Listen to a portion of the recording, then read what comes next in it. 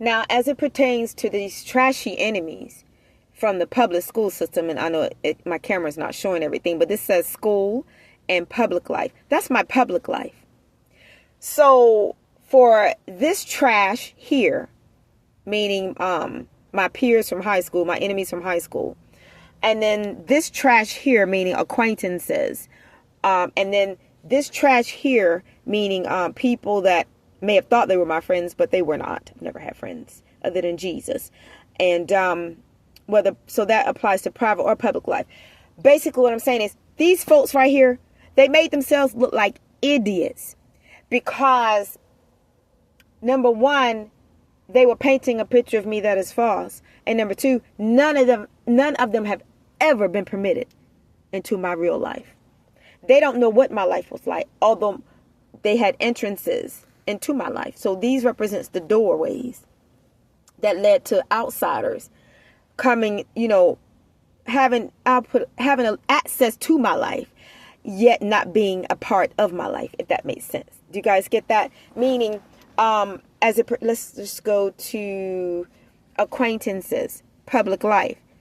Okay, if some of them were allowed in my home, that was a doorway there. There was an access there. But they were never really a part of my real life. So they don't really know anything about me. Whether if I was talented, ambitious, my pursuits as a teenager, whatever it was, my pursuits as a leaving teenage life, going into my 20s, they don't know anything about me other than them standing on the outside looking in. And that's basically what my enemies did. Now, I know I'm not being exactly as eloquent as I would like to be in this conference because I'm being very choicy with my words because I don't want to spill the beans too early, figuratively speaking. But I will say this, that none of the people that came up against me really knew me. They don't know this chick right here. They do not know me. There were people in my bloodline right here, that these little images here represent my bloodline, that didn't know me.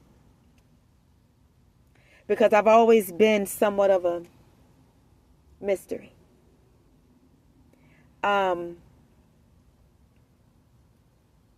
that's what threw my enemies. And a lot of times, that's how spiritual warfare is actually all the time. That's how it's fought against your enemies. You showing up made all of them out to be a lie. Me showing up made all of them out to be a lie.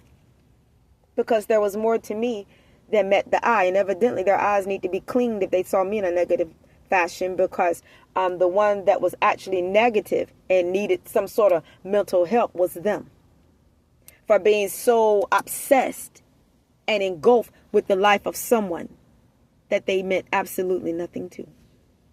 I know the people in my life, or that have been in my life, that I've cared about. And I know the ones that I haven't given 2 cents about. And a lot of my enemies are people that I've never given 2 cents about. I understand we have to love everyone with the love of Christ. But I'm just speaking what's real as it pertains to who I was prior to walking with Christ. My enemies don't mean anything to me. To be honest, they still don't. But it's just the love of God in my heart that enables me to love others. Just as for those of you out there that are believers, it's only the love of God that allows you and permits you to love your enemies. He gives you the power to love them. Otherwise, you'd be ready to kick their teeth down their throat. I believe.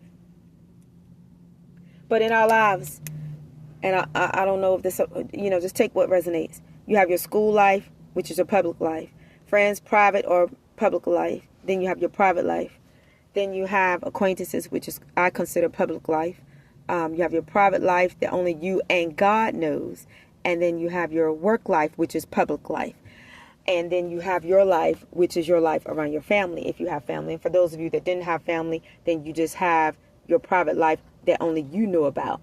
And other people may make assumptions. They may draw conclusions, but only you know you. And God knows you first and foremost. Does that make sense? Okay.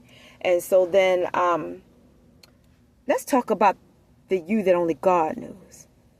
See, because despite what any of these folk have to say, right here, any of these folk right here have to say. Despite all of that, God is the one that really knows you. He knows all about you.